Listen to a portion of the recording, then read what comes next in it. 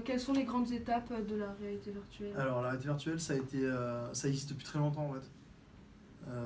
Moi quand j'étais gosse, quand j'avais genre 12-13 ans, je suis allé au Futuroscope déjà à l'époque.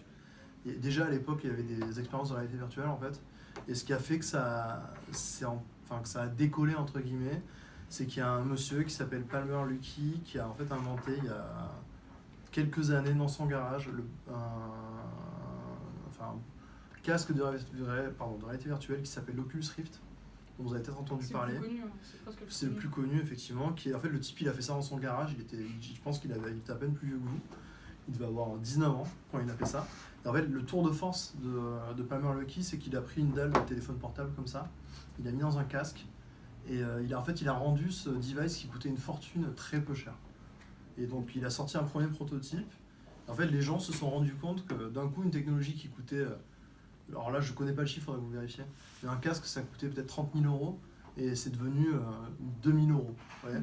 Donc d'un coup, c'est devenu accessible au commun des mortels. Donc il a fait un Kickstarter en expliquant ça. Il a levé, je crois, 2 ou 3 millions d'euros en 3 jours, enfin un truc énorme. Vérifiez les stats aussi, parce que je ne connais pas les chiffres, mais ça a été un énorme truc. Il a eu énormément de presse, etc. Et du coup, il a créé une boîte, il a monté sa boîte, et au bout de, je crois, 1 an, il a revendu sa boîte à Facebook. 1 milliard d'euros. Voilà, sa vie était finie. Il a pris sa retraite. Inaccessible, il l'a rendu accessible. Exactement, en fait, il a pris quelque chose qui existait depuis toujours, et il a rendu ça à la portée de tout le monde. Il y a 10 ans, 15 ans? Non, c'était il y a 5 ans, 6 ans. Vérifiez les chiffres, je sais pas. Hein. De mémoire, mais c'était genre l'iPhone, ça a 10 ans. C'était bien après. Donc tu vois, c'était... Ouais, je sais pas, mais... Donc tout a commencé comme ça. Suite à ça, il y a plusieurs concurrents qui se sont manifestés, dont un qui a pris un peu le lead, en tout cas sur la qualité des casques, qui s'appelle HTC. HTC, c'est le fabricant, et c'est un projet qui a été initié par Steam, qui est la boîte de jeux vidéo que vous connaissez peut-être, et ça a donné le HTC Vive. Et le HTC Vive, en fait, c'est le casque qui est utilisé dans les expériences professionnelles, parce que c'est le plus beau, c'est celui qui est techniquement le plus abouti.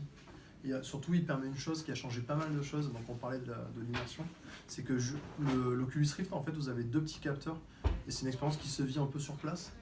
En fait, le HTC Vive, c'est dans une pièce complète, un peu comme celle qui est autour de nous là. Donc c'est des setups qui font 3 mètres x 3 mètres. Vous avez 2 capteurs qui sont comme ça, c'est ce que vous avez vécu. Et en fait, vous êtes avec votre casque et vous vous baladez physiquement, vous pouvez marcher. Et donc du coup, en termes d'immersion, c'est génial parce que tu peux te baisser. Si par exemple, je te dis d'aller voir ce qu'il y a au pied de ta table dans la réalité virtuelle, tu peux le faire, tu vois. Tu peux te baisser et aller voir vraiment ce qu'il y a en dessous. Donc voilà un peu l'histoire. Et là, on en est en fait... la réalité virtuelle, maintenant, c'est devenu quelque chose de commun et de rentable.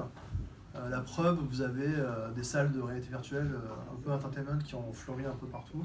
Donc je vous parlais tout à l'heure de MK2 Bibliothèque. Il y en a aussi une rue de Turbigo, si vous voulez, il y en a plein. Il y a une boîte dans le 19e, il va y avoir un parc d'attractions en réalité virtuelle à la Villette qui va ouvrir dans les 2 prochaines semaines, je crois, s'il n'est pas déjà ouvert. Alors je connais pas la qualité d'expérience qu'il y a dedans, et je vous ai envoyé plutôt vers MK2 parce que je connais bien, et je sais que c'est ce qui se fait de mieux actuellement. Mais il y a énormément de boîtes qui investissent dedans, enfin il y a plein de choses qui se font, et dans tous les domaines, ça va dans la culture. Moi j'ai des mecs avec qui je bosse, qui ont été cette année, qui ont eu une expérience en réalité virtuelle qui a été nominée à la Mostra de Venise. Je sais pas si vous connaissez, c'est un festival de cinéma, un des plus prestigieux avec Cannes. Et cette année ils y étaient. Ça a tellement bien marché. C'est une expérience qui s'appelle sur Alice au Pays des Merveilles. Incroyable. Où vous avez vraiment, tu manges le champignon et tout. Enfin, tu vois, il y a un mec qui met le champignon dans la bouche. Enfin, c'est un truc de fou. Et en fait, ça a tellement marché qu'il y a genre 5% des gens qui se sont inscrits qui ont pu faire l'expérience. Donc ça a cartonné. Et des exemples comme ça, j'en ai dans tous les domaines. Dans tous les domaines, il y a le sport. Ils commencent à filmer, je ne sais pas si vous aimez le sport, mais ils commencent à filmer des matchs de NBA en réalité virtuelle pour que tu puisses être sur le terrain avec les mecs. Donc tu t'imagines, tu es à côté. Moi, ma génération, c'est Michael Jordan. Oui. Mais vous, c'est peut-être plus LeBron James ou des mecs comme ça, mais tu es sur le terrain avec lui en train de dunker, tu vois. C'est cool, quoi. Et donc voilà, c'est sans fin, quoi. Et ça commence à venir petit à petit. Pour l'instant, la grosse limitation, c'est que les casques sont très chers, mais ils annoncent l'année prochaine, Oculus va sortir un casque qui s'appelle l'Oculus Quest, Quest, qui devrait changer la donne parce que ce casque, il va être pas très cher, en tout cas cher mais pas excessivement. Mais la grosse différence, c'est que c'est un casque sans ordinateur. Donc c'est autonome. Avec la qualité des casques de maintenant, avec un ordinateur, vous allez pouvoir avoir l'expérience sans ordinateur. Ça veut dire que vous allez pouvoir avoir chez vous comme une console de jeu. Mais sauf que ce sera une réalité virtuelle et vous allez pouvoir faire toutes ces expériences. Et je pense que celui-là, il va casser un peu le marché. Même dans l'immobilier d'ailleurs. Parce que tu vois, cette installation qu'on a maintenant avec les ordi et tout, c'est un peu lourd. Et là, ça va s'arrêter. Voilà. Question 2. Peut-être sur la réalité augmentée, peut-être. Oui. Du coup, la différence. Alors, réalité virtuelle, c'est très simple. Vous mettez un casque et vous avez un autre univers qui apparaît autour de vous. Et vous pouvez marcher et c'est un autre monde. C'est comme si tu rentrais dans un jeu vidéo. Je sais pas, c'est comme si tu jouais à. Comment il s'appelle le jeu Ubisoft. Assassin's Creed. Okay. En réalité virtuelle, tu vois. Tu mets ton casque, t'es au milieu t'es lui, tu joues le héros, ou Resident Evil. Et tu es dans l'univers, et la réalité augmentée, c'est que tu prends ton téléphone, et par exemple, ça ajoute quelque chose. Ouais, je te filme, et ça te montre, ça te donne des infos, où je vais te guider dans la rue, tu vois, un peu le Google Earth. Donc c'est la vraie réalité avec quelque chose en plus. Ouais, exactement, avec de la 3D qui est incrustée dedans. Ou c'est Pokémon Go, tu vois. Dans le futur, il va y avoir des... en fait, pour l'instant, on utilise avec des téléphones. C'est pour ça que ça n'a pas trop pris, parce que c'est pas hyper intuitif. Mais il y a eu un essai il y a quelques années avec Google, il y avait les Google Glass, je sais pas si vous avez entendu parler de ça. Ça n'a pas marché parce que c'était laid et c'était pas assez puissant. Mais il y a une boîte qui s'appelle Magic Leap qui a sorti un casque de réalité augmentée qui est très bien, qui est encore un peu gros pour le grand public, mais qui va commencer à servir dans les réalisations professionnelles. Voilà. D'accord. Et dans le domaine de l'immobilier, vous gagnez vraiment beaucoup de temps. Enfin, quels sont vraiment les dans le domaine de l'immobilier, pour l'instant, pour être tout à fait honnête, ça sert surtout en termes d'image et de prestige à montrer qu'on est les meilleurs dans les nouvelles technologies. Et ça commence à servir à vendre, mais c'est vraiment le tout début. Ok, et économiquement, parce que ça a dû être un coût au début de... c'est de la R&D en fait. Et tout. Pour l'instant, moi je bosse au service innovation et c'est l'équivalent de la recherche et développement un peu. En fait, l'idée c'est que pour l'instant on investit dedans, on essaie de voir si les gens sont intéressés, si ça a des vraies répercussions business, si ça aide à vendre, etc. Donc pour le moment, c'est pas très rentable. Pour l'instant, c'est pas très rentable. Ça va le devenir ou pas? On espère. Tu sais jamais en fait. Oui, justement. Mais en tout cas, il y a un truc de sûr, c'est que de plus en plus les gens des métiers, comme par exemple Antoine, commencent à l'utiliser. Pour l'instant, c'est plus pour gagner des mandats dans ton métier, par exemple. En fait, c'est plus une promesse d'un savoir-faire qui est assez rare, parce que pas tout le monde sait faire ça, mais ça commence à aider à vendre. Et on a quand même fait, c'est important, on a vendu le premier appartement totalement en réalité virtuelle en septembre de cette année-là. D'accord. Donc le business, il existe vraiment, et la personne qui l'a acheté nous a dit qu'il n'aurait pas acheté s'il n'avait pas vu l'appartement dans les conditions du réel, et qu'il pense qu'il ne pourrait plus jamais acheter un appart sans voir ça. Si c'était un appartement neuf, c'est important, ça veut dire que tu ne pouvais pas le visiter. Donc là, tu pouvais le visiter en réalité virtuelle. Donc il n'est pas allé sur les lieux, il a juste vu en réalité virtuelle. Il a acheté comme ça. Ouais, normalement c'est des apparts que tu achètes sur plan, tu sais. Je sais pas si vous connaissez ça. Oui, si. Voilà, vous achetez sur plan, et en fait là l'idée c'est que tu vas vraiment visiter. Et la grosse chose qui intéresse les gens, c'est que tu peux sortir sur ton balcon et voir ta vue, tu vois. Ouais, c'est cool. Sans y être. Sans y être, grâce à la réalité virtuelle. Ouais. Voilà, et nous chez BNP, ce qu'on fait de différent par rapport aux autres, pour aller jusqu'au bout du truc, c'est qu'on a introduit en fait la capture volumétrique avec des hologrammes.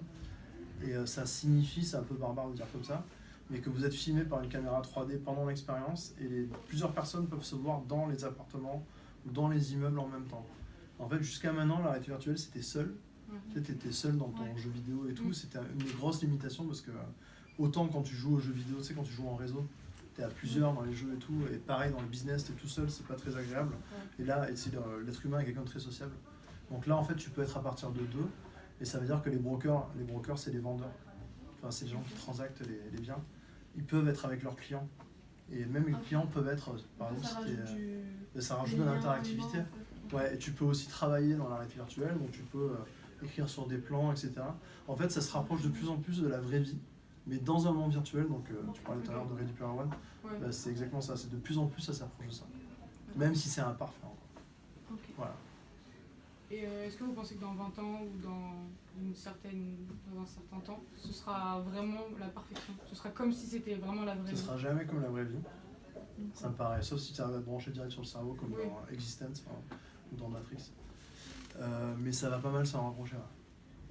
Ça va pas mal s'en rapprocher. Il y a des gens qui travaillent par exemple sur des combinaisons que tu mets sur ta peau Et tu peux, par exemple, sentir la pluie tomber sur toi. Ça marche déjà. Ok. Et On va juste- parler de la combi sur... Ouais, la combi, vous avez pu tomber dessus. Ouais. Mais on va juste pas- pour. Parce que c'est intéressant, mais par exemple, si tu. Il y a des mecs qui ont fait des recherches. Si tu as une pièce qui fait. Alors, je me rappelle plus de la taille, il faudrait vérifier, mais je crois que c'est 20 mètres sur 20. Tu peux simuler n'importe quel déplacement libre en mettant des faux obstacles devant les gens. Tu voyez ce que je veux dire ou pas? Ouais, C'est qu'en ouais. fait, quand tu tournes en rond et tu n'as jamais l'impression de tourner en rond. Ok. Donc, avec juste une pièce d'une certaine taille, tu n'as même pas besoin d'avoir. Tu sais, il y a des tapis qui bougent et tout comme ça. Hein. En fait, ça sert à rien.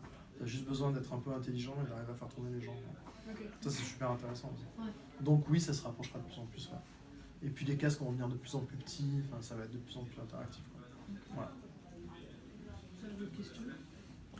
Sur les forces et les opportunités liées à cet outil quand Et même. les dangers. Des dangers, hein. Il peut y avoir des dangers. Dans le business ou dans Est-ce la que vous vraie les vie? connaissez vraiment tout de suite les dangers quand vous l'utilisez pour, Alors, si c'est pour la société, oui.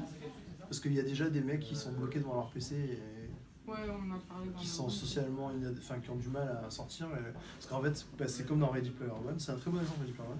C'est que la vie virtuelle, des fois, elle est mieux que la vraie vie. Oui, bah oui, vu que c'est pas réel, donc on peut faire ce qu'on veut. Voilà, plus ou moins. Ça, c'est un vrai risque pour moi. Ok. Très très bon risque. Et alors, je parle de société. Après, moi, il y a un truc que je trouve génial dans la vie virtuelle, c'est et que personnellement je pousserais beaucoup, c'est tous les gens qui ont des problèmes de santé, Ouais, bah, ou les justement. vieux, Bah, ou les ça, gens c'est qui dans n'ont la pas assez d'argent pour cyberthérapie. voyager. Dans la cyberthérapie, De on en quoi a Dans la parlé. cyberthérapie, en fait, l'objectif c'est de simuler une situation qui est faux. Oui, ces gens qui ont peur de l'avion, tout ça. par Oui, exemple. voilà, qui Ouais, ont ouais. peur de l'avion et comme ça, au fur et à mesure, ils vont avoir de moins en moins Mais il y a peur. ça, mais il y a aussi je sais pas, moi j'ai un pote qui a chopé une maladie qui a dû rester 40 jours qu'on appelle ça, en Enfin, isolement, quarantaine. ouais. en quarantaine. Et s'il avait eu un casque de VR, il aurait pu voyager, il aurait pu rencontrer ses potes, etc. Psychologiquement, ça peut être Psychologiquement, ça aide beaucoup. bon. Ou Ok. quand t'es un senior, tu sais, tu peux Ouais. plus bouger de chez toi. Ma grand-mère, elle a 85 ans et elle aime toujours plein de choses, mais elle est bloquée chez elle par son physique. Ouais. Bah, elle Donc, aurait peut-être envie C'est un d'avoir un moyen de casque. s'évader. Exactement. Quand j'ai fait tester à ma grand-mère le casque, elle était genre à bloc. D'ailleurs, il y a des vidéos, génial. si vous voulez, sur internet, c'est super intéressant. Où tu vois des seniors qui mettent un casque de VR, ils deviennent dingues. Ils ont des sourires, mais ils sont trop heureux, quoi. Et dans le business, pour revenir à l'immobilier, les points positifs, bah, c'est que ça te permet de montrer des biens, que tu pourrais pas forcément montrer en temps réel, de le faire à distance, ça c'est génial. Et les limites, les vraies limites, c'est que premièrement, c'est pas forcément pris au sérieux par tout le monde. Ça, tu pourras en témoigner, je pense. Et c'est-à-dire que ça vient du jeu vidéo et qu'il y a la génération au-dessus de moi encore, il y a des gens qui ont du mal à prendre ça au sérieux. Et c'est cher pour l'instant, mais ça va baisser, mais pour l'instant c'est encore cher. Et on n'a pas encore commencé à vendre directement grâce à ça. Je pense que le jour où on fait la première vente 100% en VR, là on va commencer à nous regarder différemment. Ok. Comme ça tu sais tout. Non mais je pense que tu es conscient de Oui, ça. oui. Bah, il y a un gros avantage également de pouvoir faire les aménagements, même pour un appartement Oui, quand tu vends. Effectivement, j'avais oublié ça. Ouais. Une fois que Tu arrives à te projeter quand même. Ouais, quand tu veux faire des travaux chez toi, quand tu veux acheter des meubles, tu sais, quand tu vas chez Ikea, Ouais. bah, tu sais pas si un meuble ça va aller chez toi, bah, tu peux tester en direct. Ça, tu ce sera peux- quand ça sera Ça, c'est vraiment déjà dans la opérationnel vie plus souvent, ça tu Mais peux le c'est faire pas. déjà. Ouais, C'est mais pas encore utilisé, Ouais. mais en théorie, c'est complètement possible. D'accord. Nous, on a un projet comme ça avec Personal Finance, du coup. On veut Ouais. proposer ça à Ikea. Donc, ça Ouais, fait du pas sens. mal. Donc, Ça peut oui, être c'est génial, complet- ça peut être hyper ça peut pratique. être génial, mais tant que ce sera trop cher, ce sera dur de l'amener au grand public. Ouais. C'est ça le problème. Donc voilà, et je crois que c'est tout. Non Ouais. Ouais, bah, c'est Ouais. déjà pas mal. Bon, t'as qu'à fermer le.